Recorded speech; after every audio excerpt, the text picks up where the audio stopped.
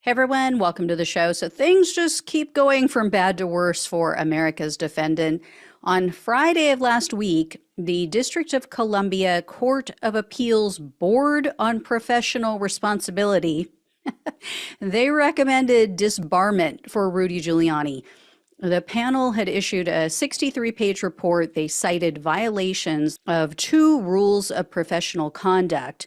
This was related to the election fraud lawsuit that Giuliani had filed in Pennsylvania on behalf of Donald Trump. So they wrote that Giuliani filed the, quote, frivolous litigation, knowing that he, quote, did not have a faint hope of success. And the panel said that Giuliani, quote, urged a federal judge to disenfranchise hundreds of thousands of Pennsylvania voters, even though he had no objectively reliable evidence that any such scheme existed, or even that any illegal mail-in ballots had been counted.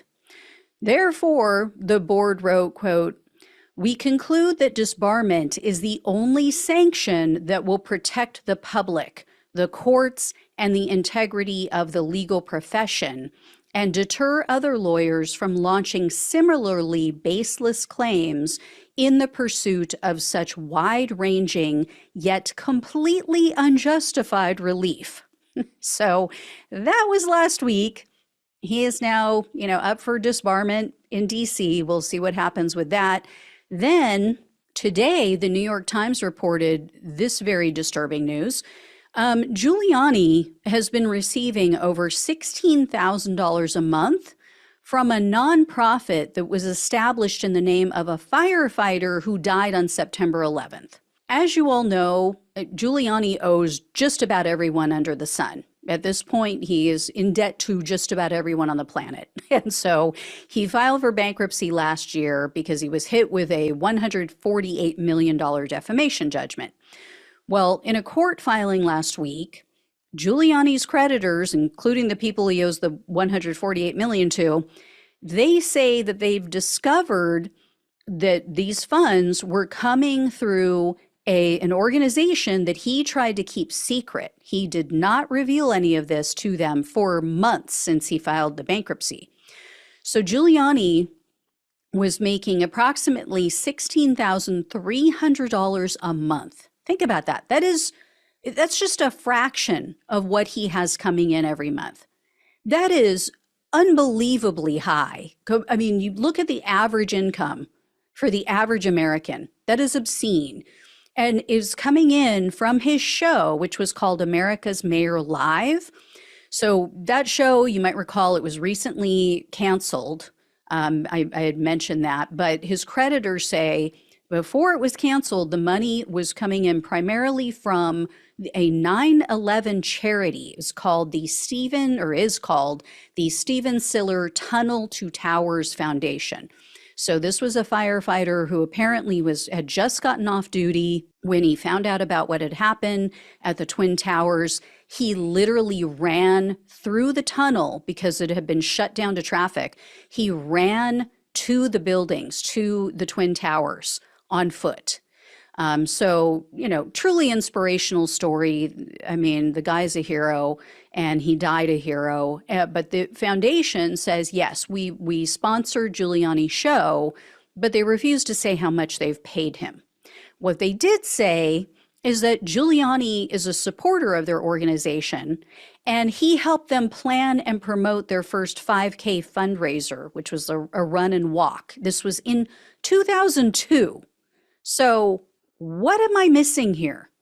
He helped them 22 years ago, so they're still funding his lavish lifestyle.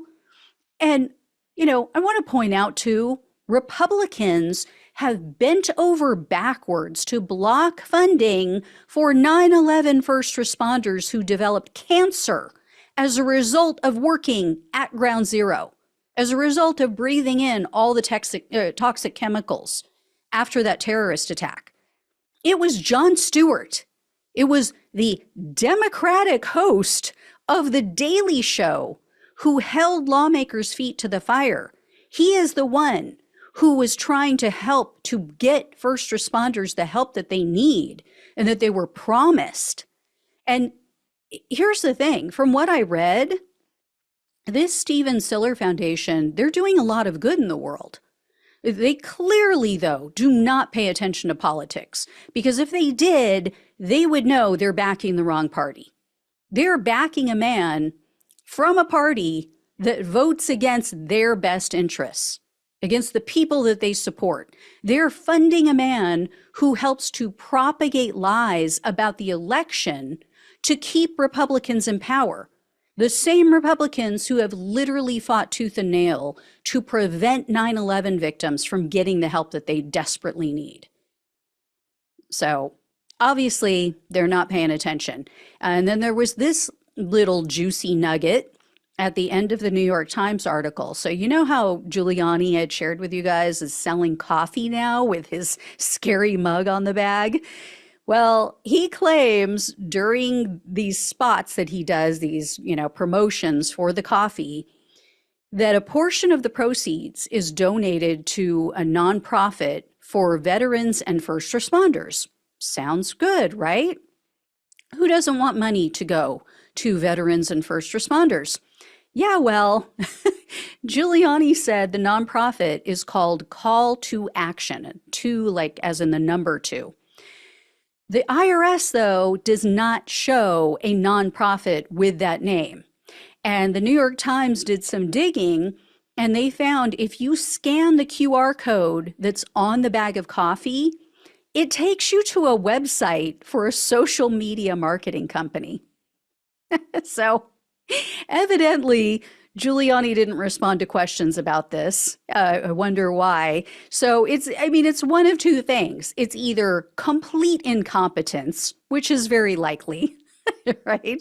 It is Giuliani after all. I mean, who knows how sauced up he was when he when he decided to help them put this all together. The other thing is, it could be a scam. And with Giuliani, you just don't know. You don't know. Was it incompetence?